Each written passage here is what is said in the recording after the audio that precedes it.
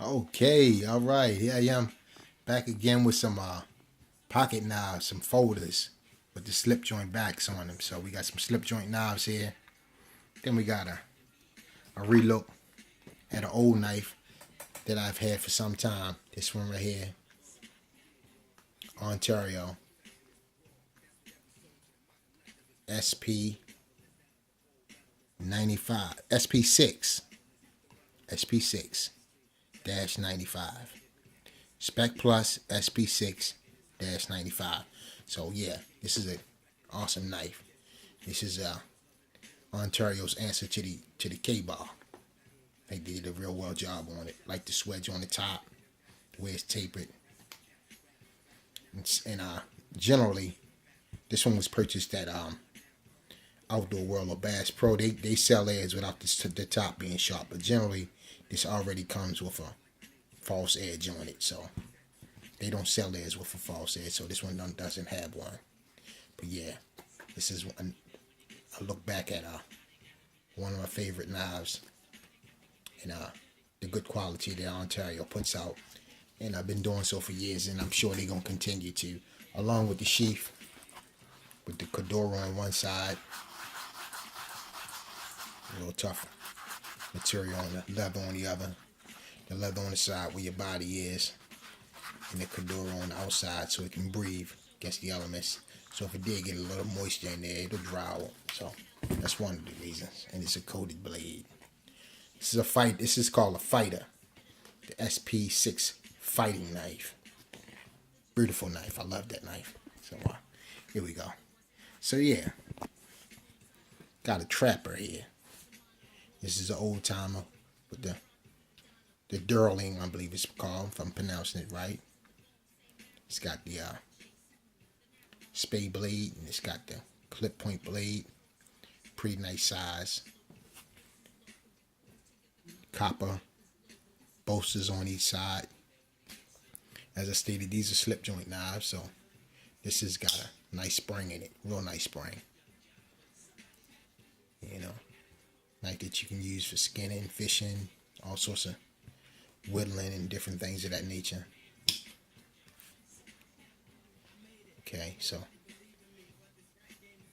as a knife person, someone who likes blades and knives, I saw it, couldn't pass it up.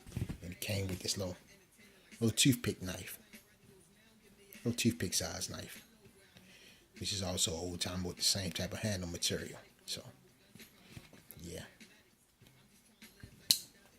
nice little little set there, you know. And I like the color of these handles here. Kind of got a little rose into that beige, little rose blended in with that beige to give it a unique look. You know, I guess it's the really burnt look of the wood, but a fake wood, I guess. But it looks good though. I like it. Now this is a buck knife. This is the canoe knife, and this is the special edition that I've had for some time. Got it from Walmart. But I noticed these knives, the springs on them, they don't have much tension at all. See that? It's too easy. But it's a good knife though. But when you use it, it shouldn't be that easy to push it in.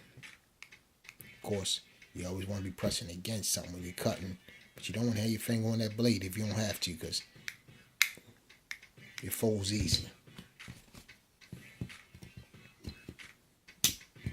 And this one is even worse. This one is a little better. This one ain't bad, but this one, it's too easy. This is the newer one. It's too easy. Too easy. You shouldn't be able to just tap it like that. You know, have it fold that easy. So yeah, it folds a little bit too easy. The spring is kind of weak. And these are China-made knives, so all of them. But these are old timers. Got some strong springs in them. But these canoe knives made by Buck, they don't. And this is some jig bone. So that's what it says on the package. And it's made out of 420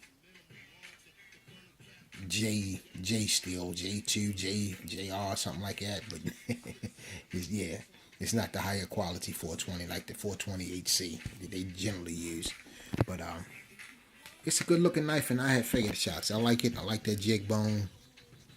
I'm gonna jump on it.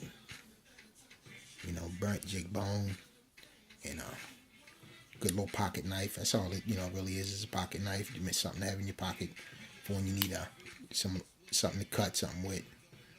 You know what I mean? And as far as for having collectability, having it being a jig bone knife to match along with the wood bone, the wood material, it goes right along together. So I see some slight differences in them, but they very very slight. Not enough to make a bunch of noise about. So yeah, if this one looks a little bigger, it's because it is. It's a little bit bigger in the frame.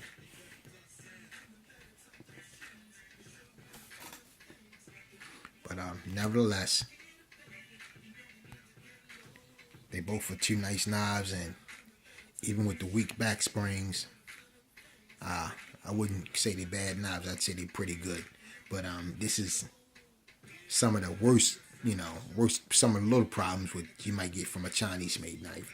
But that doesn't make them all bad, because you do have some fairly nice bucks coming out of China, but the better ones are made here in the USA.